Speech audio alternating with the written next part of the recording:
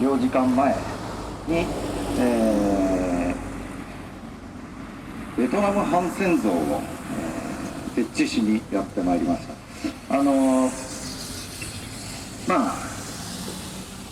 近年、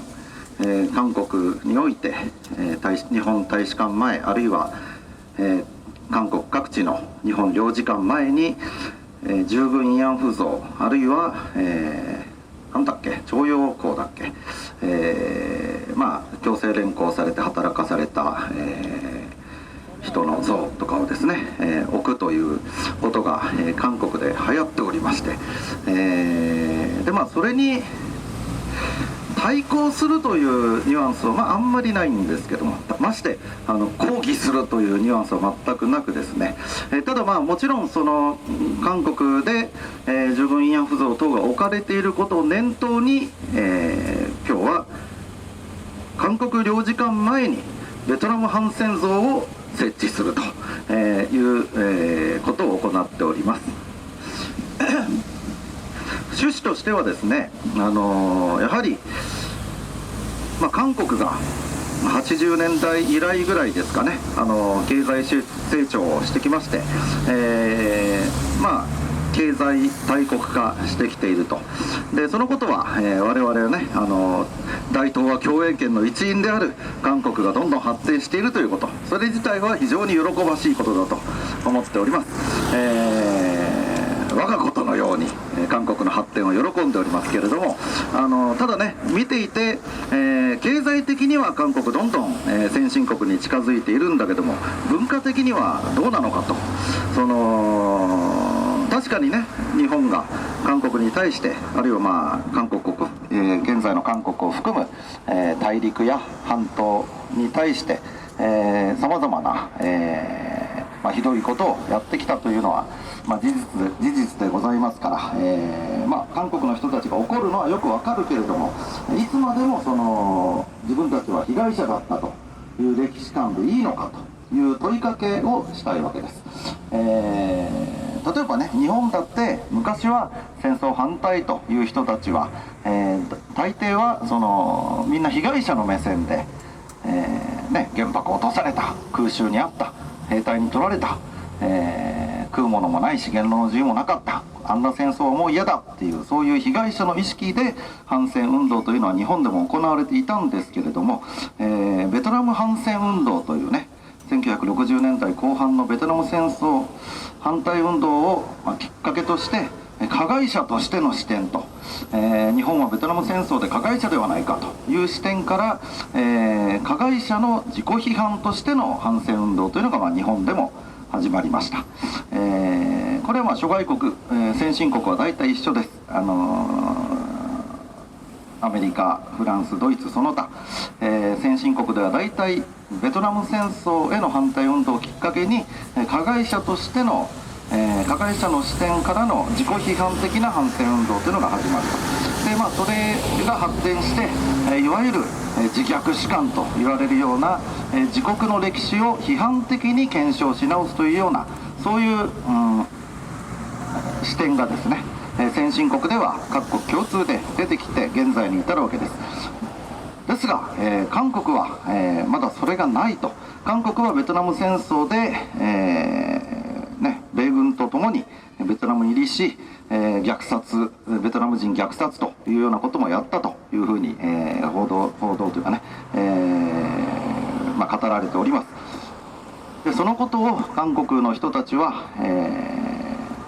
批判的に自分の国がやってきたこと、自分の国の民族の歴史、それを批判的に検証するというのがね、全くないわけではないでしょうけども、まだ声が小さすぎると。常に韓国は被害者で、近代において韓国は加害者であったことはないかのような、そういう、歴史観にまだ韓国は彩られているというふうに私の目からは見えます。でね、そこで、韓国はベトナム戦争で何をやったんですかと、韓国でも先進国並みの自虐史観を身につけるきっかけとしてね、このベトナム戦争のことをよく思い出せという意図を込めて、韓国領事館前にベトナム反戦像を置きにやってまいりました。日本はね、今今でも、最近はね韓国の人たちも多分報道で知っていると思いますが、最近は反韓反中と喧韓喧中と言われる、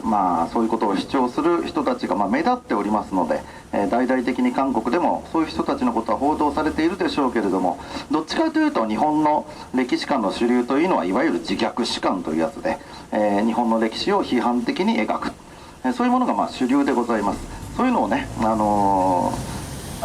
般に愛国者の方々はその反日左翼というふうに批判するわけですけども、反日左翼こそは日本の宝ではないかと、ああいう人たちがいるからこそ日本は先進国なのだということを、日本がね先進国である証拠なわけです。反日左翼が、いるということでね、ぜひ韓国にも反韓のね韓国人がいっぱい出てきてほしいと思いまして、この像を設置する次第でございます。そんなとこですかね。なるべく長いこと、ここに設置し続けてね、韓国でもね、韓国も勝手に置いてるんでしょあれね、市民団体がね日本大使館領事館の前に、15人安像を勝手に置いて、それを撤去させないように守るということを、韓国の方々やっていますので、日本でもそれをやらなくちゃいかんと、なるべく長いことここにとどまり、このベトナム反戦争を、守り続けたいと思います。警察の方々も、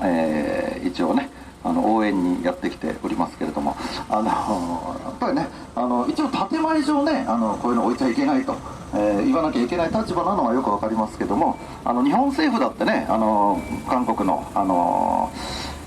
15人安像を撤去しろというふうに韓国に要求してるわけですから、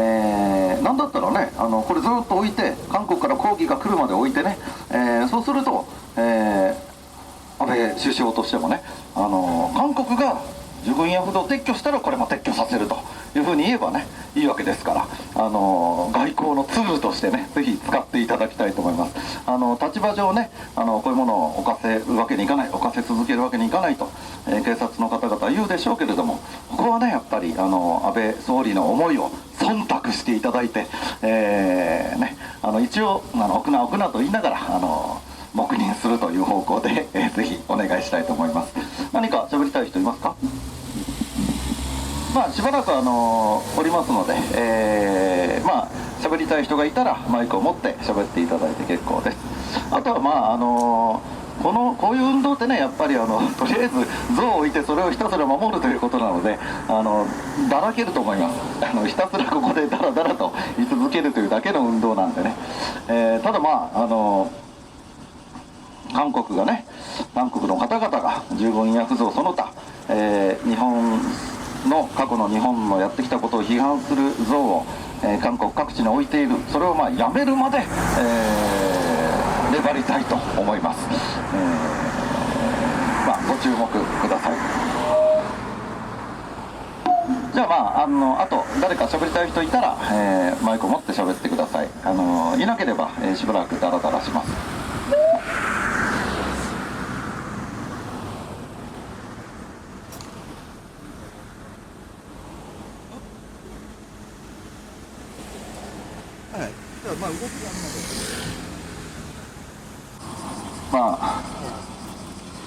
我が党の、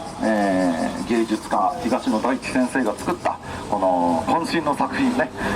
ベトナム反戦像の意図を一応言っておきますとね、数日前から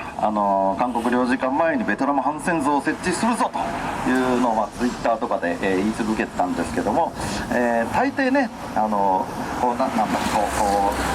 有名な写真があるじゃないですか。空襲からね逃げ惑うベトナム人少女の、写真とかあって、そういうのをモチーフとしたね、要するに向こうが従軍慰安婦の少女像を設置してるからこっちも少女像を設置するんだろうと、多くの人は思うだろうと予想してたんですけど、そんなことは富山こっちやらないんですね。やっぱりベトナム反戦といえば全共闘だろうと。で、全共闘学生が、ベトナム反戦に立ち上がり、で、火炎瓶を持って暴れているで、そういうそうでございます。一応全教頭といえばね、日大だろうということで、ヘルメットには日大というふうに、書いております。要するにこの意図は何かというと、日本人はベトナム反戦運動をちゃんとやったぞということですね。韓国人はやったのか、そこをねちゃんと、検証していただきたいと思います。韓国人はまあね、ベトナム戦争に協力したということで言えば、日本だってアメリカ側で、基地を提供したりね、金出したり、いろいろベトナム戦争に協力しており、ベトナム戦争については日本も加害者なんですけども、日本ではちゃんと民間でベトナム反戦争を許さないという運動が当時ね、ものすごく盛り上がり、でベトナムの確かね、なんかの、記者会見なのかインタビューなのか分かりませんけども、ベトナム政府の人たちが我々がアメリカを追い出すことができたのは先進国各地でベトナム反戦運動をやってくれたおかげだというふうに、ベトナムの方々も言ってるわけです。日本人はやったぞと、ベトナム反戦運動ちゃんとやったぞと、日大の方々をはじめね、火炎瓶持って暴れて、ベトナム反戦やったぞと、韓国ではやったのかということをね、ちゃんと検証していただきたいと思います。当時は軍事政権だったからできなかったというようなことを言われましても、日本で従軍慰安婦とかやった頃の日本だってそうなわけです。そのことを皆さん責めてるわけですから、自分たちの国が軍事政権だった頃に何をやったのか、何をやらなかったのか、それをちゃんと検証していただきたいという思いを込めて、ベトナム反戦の、学生活動家の像を、制作した次第でございます。